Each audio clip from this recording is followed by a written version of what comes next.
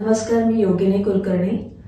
2017 साली मला ovarian cancer झालेला होता आणि मी त्यावेळेला ऑस्ट्रेलियामध्ये होती।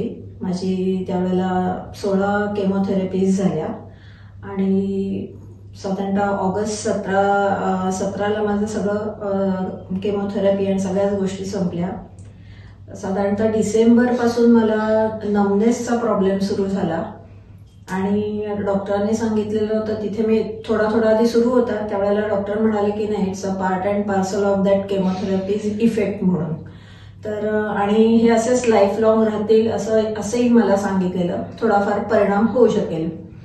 2021 मध्ये मी इंडियात आल्यानंतर पुण्यामध्ये मी 2-2.5 वर्ष तरी मी मसाज ट्रीटमेंट घेत होती आणि मसाज ट्रीटमेंट घेताना ते थोडंफार बरं व्हायचं, पण असं लॉंग टर्म त्याचा काही इफेक्ट मला असा जाणवला नाही। त्यानंतर माझी मैत्रीण प्राची जोशी मंगेश देशपांडे डॉक्टरांचा रेफरन्स दिला। तिची मुलगी इकडे आलेली होती ट्रीटमेंट घ्यायला, तर तिच्या मुलीला फरक पडला म्हणून 5 ते 6 महिने झाले असतील मी डॉक्टरांकडे आली। त्यांनी मला फुल चेकअप केलं, सगळं हे केलं, त्याच्याप्रमाणे औषधं दिली आणि आता मला माझा स्वतः खूप फरक असा जाणवतो की नमनेस माझा जो खूप होता तो आता खूप कमी झाला। पूर्ण गेला नाहीये पण त्याची सिव्हिअरिटी खूप कमी झाली।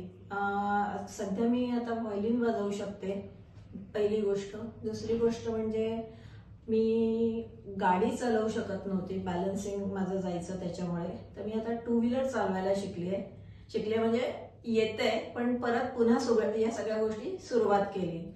तर असं मला माझ्यात ह्या सगळ्या औषधांमुळे खूप फरक पडला। मुख्य म्हणजे डॉक्टरांनी दिलेला जो पॉझिटिव्हनेस आहे, नाही तुम्ही बरे होणार, औषधांपेक्षा मला तो जास्त इम्पॉर्टंट वाटतो। त्यांचा हे तर आहेच, औषधं तर आहेतच, पण एका डॉक्टरने एका पेशंटला तुम्ही बरे होणार, आत्ताही त्यांनी तेच सांगितलं। मी सांगितलं अजून इथे थोडा नमनेस आहे किंवा मला थकावट येते, त्यांनी ह्याच्यातच सांगितलं नाही हे होणार बरं।